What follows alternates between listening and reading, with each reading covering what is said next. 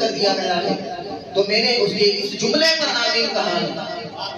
اللہ کے رسول صلی اللہ علیہ وسلم نے آمین فرمایا، یعنی جو بندہ مومن اس رمضان المبارک کو پا کر کے بھی، اس رمضان کو پا کر کے بھی، بخشش والے مغفرت والے مہینے کو پا کر کے بھی اگر اپنی بخشش نہ کروا سکے تو ایسے شخص کے اوپر اللہ کے رسول نے کیا فرمایا؟ آمین فرمایا ہے۔ اب ہمیں سوچنا چاہیے کہ ہم اگر اس مہینے کو پا کر کے بھی اچھی حالت، اچھی صحت پا کر کے بھی اس رمضان کی قدر نہیں کر رہے ہیں، رمضان کے روزے نہیں رکھ رہے ہیں، اور صرف بہانہ بازی کر رہے ہیں کہ میں روزہ نہیں رکھ پاؤں گا، اتنے گھنٹے میں بھوکا پیاسا نہیں رہ پاؤں گا، میرے ساتھ یہ مشکل آ جائے گی، یہ پریشانی آ جائے گی، یہ بہانے کر رہا ہے، تو وہ اپنا حشر کو جان لے، وہ رحمت سے دور کر دیا جائے گا، وہ جنت سے دور کر دیا جائے گا، کیونکہ ایسے شخص پر، اس جملے پر اللہ کے رسول صلی اللہ علیہ وسلم نے خود آمین فرمایا ہے۔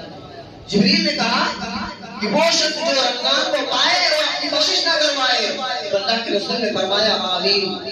پھر آپ نے دوسری مرتبہ آمین کیوں فرمایا؟ تو آپ نے ارشاد فرمایا، اے میرے صحابہ، جبریل امین میری بارگاہ میں حاضر ہوئے اور آ کر کے پہلی جملہ کہا، اس کے بعد ارشاد فرمایا کہ کوئی شخص اپنے والدین کو پائے، یعنی ماں باپ کو پائے اور ان کے پانے کے باوجود، چاہے دونوں کو پائے یا ان میں سے کسی ایک کو پائے، یعنی ان کی اپنی زندگی میں ان کو پائے اور اس کے باوجود بھی وہ جنت نہ پا سکے، جنت میں اپنا نام نہ لکھوا سکے، جنتیوں میں اپنا نام نہ لکھوا سکے، تو وہ بھی اللہ کی رحمت سے دور کر دیا جائے گا، جنت سے دور کر دیا جائے گا۔ تو آپ صلی اللہ علیہ وسلم نے ارشاد فرمایا آمین۔ یعنی ماں باپ آپ کو میسر ہیں، آپ کے پاس ماں باپ کی جیسی عظیم دولت اور نعمت آپ کے پاس موجود ہے، اس کے باوجود آپ اپنے ماں باپ کی عزت نہیں کرتے، ان کی پرواہ نہیں کرتے، ان کی قدر نہیں کرتے، ان کی عظمت کو آپ نہیں جانتے اور ان کی نافرمانیاں کر رہے ہیں، تو اللہ تبارک و تعالیٰ کے پیارے محبوب صلی اللہ علیہ وسلم نے ایسے شخص پر آمین ارشاد فرمایا کہ ایسا شخص اللہ کی رحمت سے دور کر دیا جائے گا۔ تیسری مرتبہ جب آپ نے قلم مبارک کو ممبر شریف کی تیسری پیڑھی پر رکھا تو آپ نے ارشاد فرمایا آمین۔ اے اللہ کے رسول، آپ نے تیسری مرتبہ کیوں آمین فرمایا؟ تو اللہ کے رسول صلی اللہ علیہ وسلم نے ارشاد فرمایا کہ جبریل امین آئے تھے اور آ کر کے کہنے لگے کہ جو شخص رمضان المبارک، جو شخص اس ماہ مبارک مغفرت والے مہینے کو پا کر کے بھی اپنی بخشش و مغفرت نہ کروا سکے یا اپنے والدین کو پائے اور ان کے ساتھ حسن سلوک نہ کرے، ان کی عزت نہ کرے، اور وہ بھی رحمت سے دور کر دیا جائے گا۔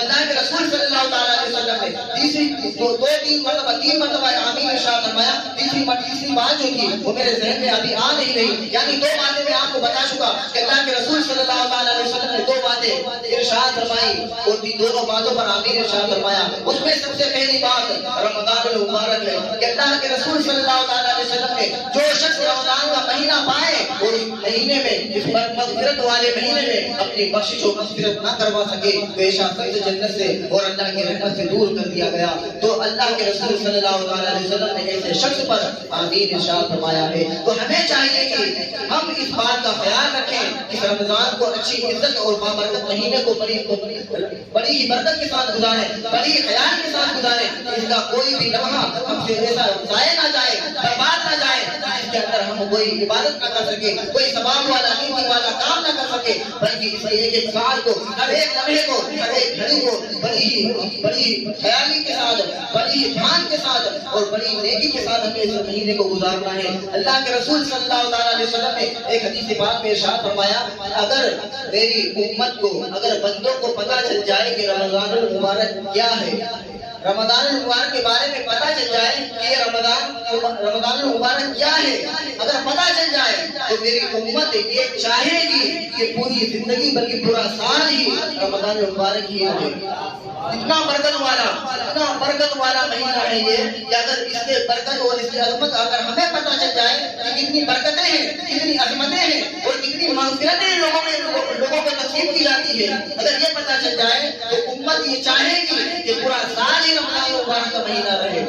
تو ہمیں چاہیے کہ ہم اس ماہ رمضان کا خوب خیال کریں اور اس پہ روزے رکھیں، اس کو نہ برباد کریں۔ یہ نہ سوچیں کہ آنے والے رمضان کو روزہ رکھ لوں گا یا آنے والے جمعہ سے میں روزہ رکھ لوں گا یا جمعہ روزہ رکھ لوں گا، ایسا نہ کریں میرے دوستو۔ اگر آپ نے ایک روزہ بھی جان بوجھ کر کے چھوڑ دیا تو میں نے پچھلے جمعہ میں کہا تھا کہ زندگی بھر بھی روزے رکھو گے تو اس روزے کی بھرپائی نہیں کر پاؤ گے، کیونکہ اس روزے کو جو آج کا روزہ ہے، مثال کے طور پر آج جمعے کا روزہ، آج اگر آپ آپ نے چھوڑ دیا، روزہ نہیں رکھا، تو زندگی بھر آپ روزے رکھتے رہو، اس روزے کا ثواب آپ کو نہیں ملنے والا ہے، کیونکہ جو خاصیت اور جو ثواب اس روزے کو اللہ تبارک و تعالیٰ نے عطا فرمایا وہ اور روزوں کو نہیں عطا فرمایا ہے۔ تو رمضان مبارک کا کوئی بھی روزہ ضائع نہ جانے دیں، برباد نہ جانے دیں، کوئی دن خالی نہ ہو، ہر دن روزہ رکھنا ہے ہمیں۔ اور اللہ کے رسول صلی اللہ علیہ وسلم نے ارشاد فرمایا کہ اگر کوئی شخص جان بوجھ کر کے روزہ چھوڑ دے تو کل قیامت کے دن اسے جہنم میں کتنے 70 سال تک کے 90 سال تک کے 90,000 سال تک کے اسے جہنم میں ڈالا جائے گا، 90,000 سال کے لیے جہنم میں ڈالا جائے گا، 90,000 سال کے لیے۔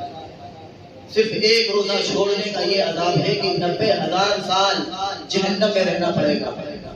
اب بتاؤ کہ اسی رمضان میں، غیر رمضان کی تو بات دور کی بات ہے، وہ تو ہمیں پھرتی کرنا ہی ہے، زندگی میں ان کی پھرتی کرنا ہے جو روزے چھوڑ گئے زندگی میں، لیکن اس رمضان کے جو 8 دن گزر گئے ہیں، اس 8 روزے میں سے ہم نے کتنے روزے رکھے ہیں؟ روزہ چھوڑنے والوں سے میں مخاطب ہوں۔ الحمدللہ بہت سارے لوگ جو روزہ رکھ ہی رہے ہیں، اللہ تبارک و تعالیٰ آپ کے اور ہمارے روزے کو قبول عطا فرمائے، لیکن جو لوگ روزہ جان بوجھ کر کے اچھی صحت پا کر کے بھی روزہ نہیں رکھ رہے ہیں، ان سے مخاطب ہوں۔ ذرا اندازہ کریں کہ 90,000 سال تک کے جہنم میں صرف ایک روزے کی سزا بھگتنی پڑے گی، ایک روزے کی۔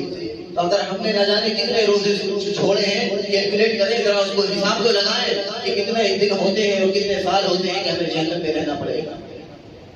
اور یاد کرو کل قیامت کا دن 50,000 سال کا صرف ایک دن ہے۔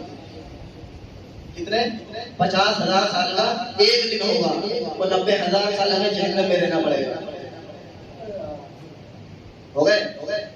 دماغ ہو گیا، پھر ہو گیا، اندازہ بھی نہیں لگا سکتے نہ جانے کتنے روزے چھوٹ گئے ہیں، اور جب کتنے ہزاروں سال ہمیں جہنم میں ہی رہنا پڑے گا۔ اگر ایمان پر چلے گئے تو جہنم سے نکلنا تو ہے ہی، جنت میں جائیں گے۔ ایمان اگر سلامت ہے آپ کا مرتے وقت تو جنت میں تو جائیں گے، لیکن اس سے پہلے جو ہم نے بدعمالیاں کی ہے، بدافعالیاں کی ہے، جو ہم نے اللہ اور اس کے رسول کے احکامات کو نافرمانیاں کی ہے، اس کو تو ہمیں بھگتنا پڑے گا نا، ہمیں اس کی سزائیں تو ملنی پڑے گی نا۔ جہنم میں ڈالا جائے گا، اس کے بعد میں نکالا جائے گا، لیکن ذرا اندازہ کرو گے کتنے ہزار سال جہنم میں رہنا پڑے گا۔ وہ جہنم جس کا ایندھن انسان اور پتھر ہے، ایسی جہنم میں ہمیں ڈالا جائے گا۔ اور وہ جہنم جس کا سب سے ہلکا عذاب، میں آپ کو بتاؤں سب سے ہلکا، سب سے چھوٹا عذاب یہ ہے کہ جہنمی جو ہوگا نا، اس کے قدم میں، اس کے پیروں میں آگ کے جوتے پہنائے جائیں گے، یہ سب سے چھوٹا عذاب ہے جہنم کا۔ اور اس گرمی کی اور اس ہٹ کا یہ عالم ہوگا، جو جوتے آگ کے جوتے جو پہنائے جائیں گے، اس کی گرمی اور حدت اور شدت کا یہ عالم ہوگا کہ پہنائے تو پیر میں جائیں گے، لیکن اس کی گرمی سے دماغ پگھل کر کے کان اور ناک کے راستے سے پہن نکلے گا۔ اتنی گرمی ہوگی اس کے جوتوں میں۔ ذرا سوچیں تو صحیح، ہم نے بہت ہلکے میں دے رکھا ہے کہ نہیں یار میں نہیں رکھ پا رہا ہوں، کام پہ جانا ہے مجھے، ڈیوٹی پہ جانا ہے مجھے۔ رب تبارک و تعالیٰ کے سامنے یہ عذر پیش کرو کہ کام نہیں آئے گا۔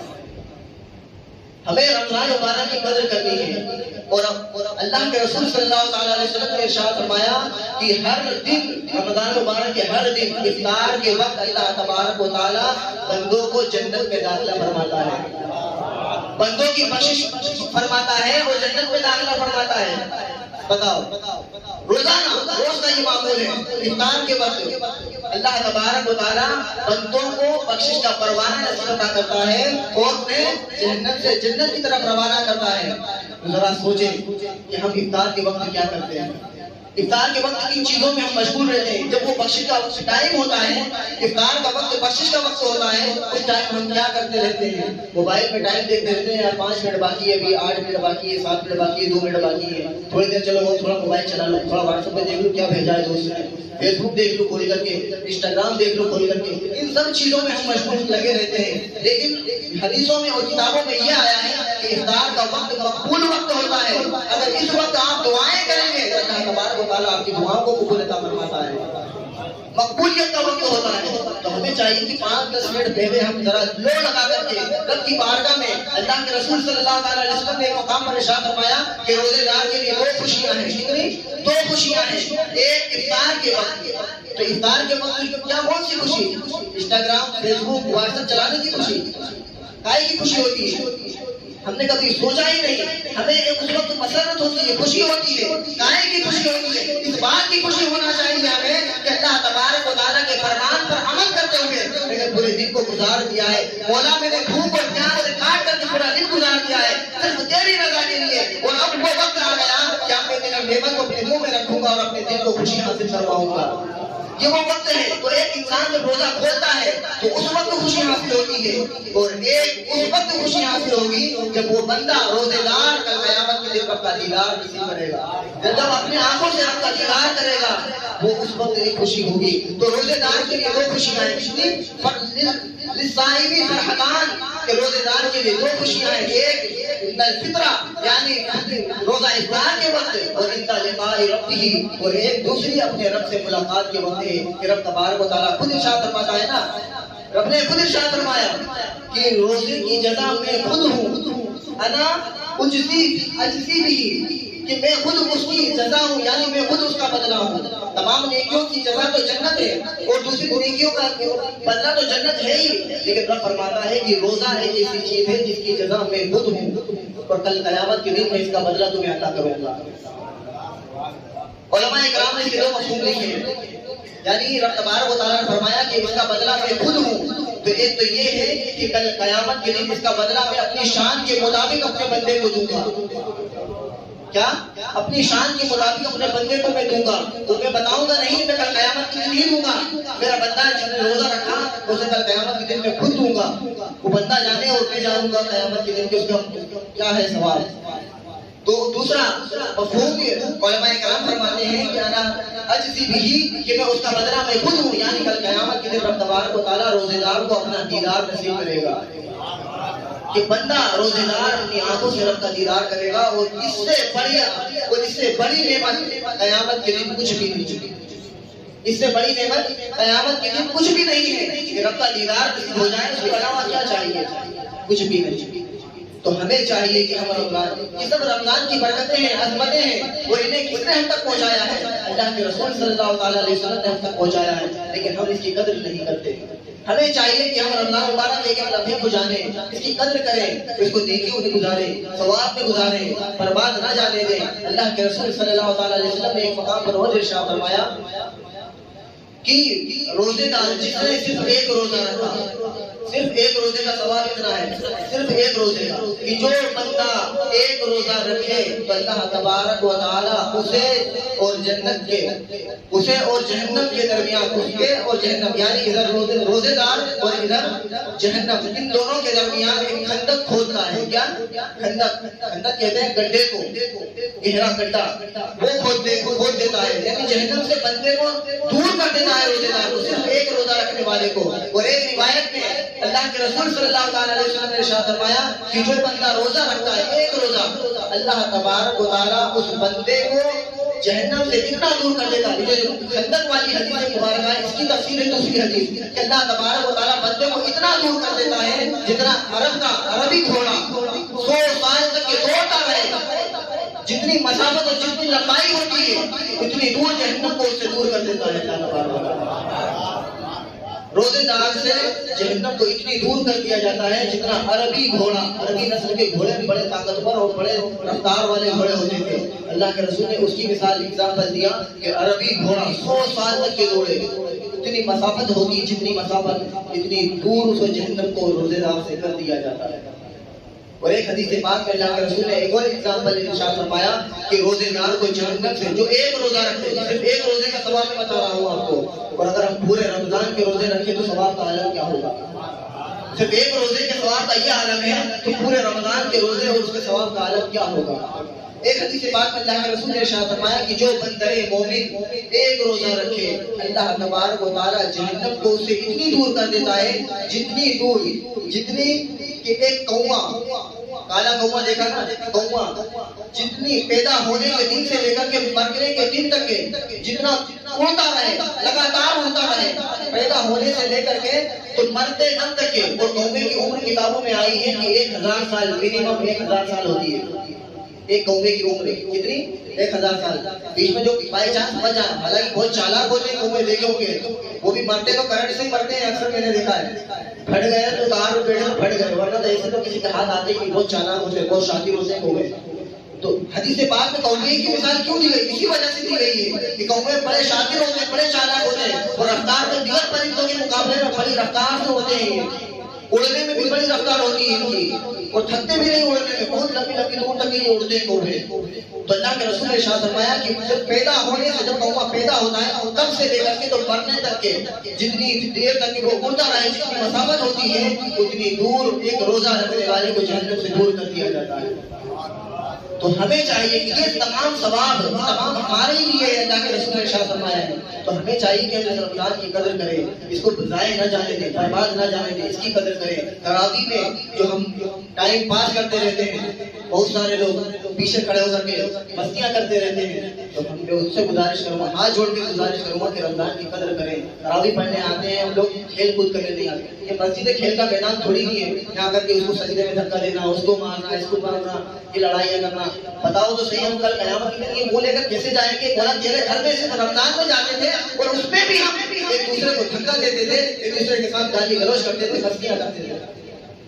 صرف آتے رمضان ہی میں تھے, اس میں بھی ہم جب مسجد میں کھیل کود کرنے کے لیے آتے تھے. یہ چہرہ لے کر کیسے جائیں گے؟ یہ تمام باتیں اللہ کے رسول نے ہمارے لیے ارشاد فرمائی ہے کہ میرے بندے, میری امتی اس پر عمل کریں اور اپنی زندگی کو سنواریں, آخرت میں اپنا مقام بلند فرمائیں. لیکن کیسے؟ مسجد میں مستیاں کر کے, روزے چھوڑ کر کے, ایسے نہیں ہوتا ہے. ہمیں اس کی قدر کرنی ہے. رمضان میں ہمیں رمضان کی قدر کرنی ہے میرے دوستو, تراویح کی قدر کرنی ہے. رمضان میں تراویح پڑھنے آئے, نماز پڑھنے آئے تو یہ نہ سوچیں کہ ہم مسجد میں آئے تو لوگوں پر احسان کر رہے ہیں. نہیں, تم اپنے آپ پر بھی احسان نہیں کرو, تم اپنے فائدے کے لیے پڑھ رہے ہو. ہم جو سجدے کرتے ہیں نا رب کی بارگاہ میں, یہ رب اللہ کو ہم فائدہ نہیں پہنچا رہے ہیں کہ رب کو فائدہ پہنچے گا اس کا. یہ خیال نہ کرنا کہ تمہارے سجدوں کی اللہ کو ضرورت ہے یا اللہ کو اس کا فائدہ ہوگا. نہیں, کہ تم سجدے کرو گے اس سے تمہارا ہی فائدہ ہونا ہے, اور اگر نہیں کرو گے تو اس کا تمہارا ہی نقصان بھی ہونا ہے اس سے. تو یہاں آؤ تو کسی پر احسان نہ کرو. سمجھ میں آ رہی کہ نہیں آ رہی؟ یہاں آؤ تو کسی پر احسان نہ کرو کہ صدر صاحب نے یہ نہیں کیا, کمیٹی والوں نے یہ نہیں کیا, ارے یہاں پنکھا لگاؤ, وہ پنکھا لگاؤ, یہ کرو. ارے کتنا کریں یار ہم لوگ, یہ تو بتاؤ ذرا کتنا کریں؟ جتنی کوشش کر سکی اتنا تو کیا نا. کچھ باتیں سوچ کر کے بھی نہیں کیا, جان بوجھ کر کے بھی نہیں کیا ہے. اس کا کریں گے انشاءاللہ, بعد میں کریں گے. کچھ صبر تو کریں ہم. بلا وجہ کی پیچھے باتیں, ایسی باتیں کرتے ہو, میں کروں تو کیا ہوگا؟ کیا رمضان میں اس نمبر پہ کھڑے ہو کر ایسی باتیں نہ کیا کرو میرے دوست. مسجد میں آئے ہو تھوڑی دیر کے لیے تو آئے ہو, آدھا گھنٹہ 20 منٹ 15 منٹ 4 منٹ کے لیے آتے ہو مسجد میں. 4 رکعت تو 4 منٹ میں ختم ہوگی. کتنی دیر میں ہوتی؟ 4 منٹ میں ہو جاتی. تو پھر اتنی دیر کے لیے آئے, کو اے سی چاہیے, پنکھا چاہیے, کولر چاہیے. ایک عالم گندا ہو رہا ہے, یہ تھوڑا صحیح کرواؤ, اس کو چلا رہا ہے, اس کو چلا رہا ہے, وہ خادم کو چلا رہا ہے, اسرائیل کو چلاتا رہتا ہے. کوئی ہر کوئی صدر ممبر ہو تو کوئی باہر سے بھی ڈانٹ کر کام کروا لے, اور ہر آئے گا بندہ آ کر کے تو چلائے گا تو کیا ہوگا؟ جب اس نے سب پوری قوم نے اس کو نوکر رکھ رکھا ہے. نوکر تو وہ کسی کا بھی نہیں, صدر ممبر کا بھی نہیں ہے, وہ رب کا نوکر ہے, رب کی بارگاہ کا نوکر ہے. تمہارا تھوڑی نوکر ہے جو تم آ کر کے گالیاں دو, تم اسے ڈانٹو, پھٹکارو, یہ کرو وہ کرو. کل کو چھوڑ کر کے چلا جائے گا تو تمہاری ہمت ہے کہ تم آ کر کے یہاں پہ جھاڑو دے دو. کئی بار میں نے کہا ہے کہ تم آ کر کے جھاڑو دیا کرو, اپنے بچوں کو ملاؤ, مسجد کو دھویا کرو, صاف صفائی کیا کرو, لیکن کوئی نہیں آتا. اس کا ثواب کتنا معلوم ہے تمہیں؟ نہیں معلوم ہے. تم یہاں رب کے گھر کی صفائی کرو گے, رب تمہارے دل کی صفائی کر دے گا, تمہاری نسلوں کی صفائی ہو جائے گی, لیکن تم نہیں کرتے.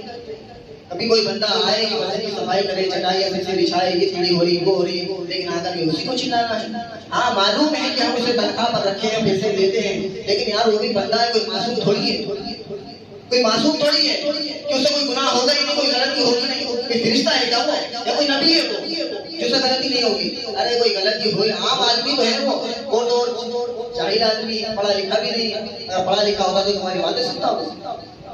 تو اس بات کا خیال رکھیں, رمضان المبارک میں آئے نیکیاں کمانے کے لیے. اگر آپ نے کسی مظلوم پر, کسی لاچارے پر آپ نے کوئی ظلم کیا, کوئی بات ایسی کہہ دی جس سے اس کا دل ٹوٹ گیا, تو اللہ تبارک و تعالیٰ مظلوم کی آنکھ کو بھی سنتا ہے. اس کے دل کی آنکھ ڈائریکٹ آسمان پر جاتی ہے. اگر اس کے دل کی کوئی فتوا آپ کے حق میں, اس نے کوئی فتوا کر دی دل سے, سمجھ لینا کہ پھر کیا ہونا ہے. تو کسی کا بھی، اس کا نہیں، کسی کا بھی آپ دل نہ دکھائیں، کسی کی آہوزاری نہ آپ سنیں، کسی کی آہوزاری نہ لیں کہ بندہ آپ کے لیے روزے رب کی بارگاہ میں کہ مولا مجھے اس نے پریشان کر دیا. اگر ایسا ہو گیا تو سمجھ لینا کہ دنیا میں برباد ہو جائے گی اور آخرت میں برباد ہو جائے گی. کیونکہ مظلوم کی یہاں ڈائریکٹ رب کے پاس پہنچتی ہے، ڈائریکٹ رب کے پاس. تو ہمیں اس بات کا خیال کرنا ہے. مسجد میں آئے تو مستی نہ کریں. اور میں ان لوگوں سے بھی کہوں گا کہ جو لوگ دوسرے لوگوں کو تانا دیتے ہیں کہ یار یہ تو روزہ ہی نہیں رکھتا ہے، یہ تو نماز ہی نہیں پڑھتا ہے، ہم نے 4 دن نماز پڑھ لی تو 8 دن نماز پڑھ لی تو ہم دوسروں کو تانا دینے لگ جائیں. ایسا نہ کرے میرے دوستوں. اس بات کا بھی خیال رکھیں، دوسروں کو تانا نہ دیں کہ یار میں نمازی ہوں یہ نمازی نہیں ہے، یہ روزہ رکھتا ہوں میں روزے دار ہوں یہ روزہ نہیں رکھتا ہے. یہ غلط ہے. آپ کو صرف امر بالمعروف و نہی عن المنکر کا حکم دیا گیا ہے کہ آپ بھلائی کا حکم دیں اور بری باتوں سے روکیں. کسی کو ذلیل کرنے کا حکم نہیں دیا گیا کہ آپ کسی کو 4 لوگوں میں بدنام کریں، ذلیل کریں، رسوا کر دیں کہ یار یہ تو روزہ ہی نہیں رکھتا ہے. وہ روزہ نہیں رکھتا، وہ اس کا معاملہ رب کا معاملہ ہے. کیا روزہ نہ رکھنے والا انسان اس کا معاملہ اور رب کا معاملہ ہے. تمہارا تھوڑی نہیں ہے کہ تم اسے ذلیل کر دو کہ یار یہ تو روزہ ہی نہیں رکھتا ہے، یہ برا آدمی ہے، یہ تو روزہ ہی نہیں رکھتا ہے، یہ نماز ہی نہیں پڑھتا ہے. آپ کو ذلیل کرنے کا حکم نہیں ہے. آپ کسی کو دیکھو تو یہ نہ کہو، بلکہ اللہ کے رسول صلی اللہ علیہ وسلم نے ارشاد فرمایا ظن المؤمنین خیرا، مومن کے بارے میں اچھا گمان کرو. اچھا گمان کیا فرمایا؟ مومن کے بارے میں اچھا گمان کرو، برا گمان نہ کرو. کسی کو دیکھو تو یہ نہ کہو کہ یار اس نے نماز ہی نہیں پڑھی، ہو سکتا ہے وہ گھر میں سجدے کر کے آیا ہو، اور یہ بھی ہو سکتا ہے کہ وہ رب کی بارگاہ میں آنسو بہا کر کے آیا ہو. تو تم خود بخود ایک تو غیبت کی، چغلخوری کی، اس کا گناہ تمہیں ملا ہی ملا، اور اوپر سے جو نیکی کی تو بہتان ہو گیا. وہ تو نیکی تو کیا ہے، نماز تو پڑھی ہے، آپ نے اس کے اوپر بہتان لگا دیا، 4 لوگوں کے بیچ میں سے بدنام کر دیا. بہتان کا بہت بڑا گناہ ہے میرے دوستوں. تو ہمیں اس چیز کا خیال کرنا ہے، کسی کو برا نہ کریں. اپنے روزے اپنی نمازیں خود خیال کریں کہ میرے سجدے کیسے ہو رہے ہیں، میرے رکوع کیسے ہو رہے ہیں. اس بات کا ہمیں خود خیال کرنا ہے. دوسروں پر زیادہ دھیان نہ دیں. صرف بھلائی کا حکم دینے کا حکم ہے کہ آپ اپنے دوستوں کو، اپنے رشتہ داروں کو، بھائی کو نماز کا حکم دیں، بھلائی کا حکم دیں، اسے ذلیل نہ کریں. ٹھیک ہے، برائی سے روکنے کا حکم ہے، ذلیل کرنے کا حکم نہیں ہے آپ کو. تو اس بات کا ہمیں خیال کرنا ہے.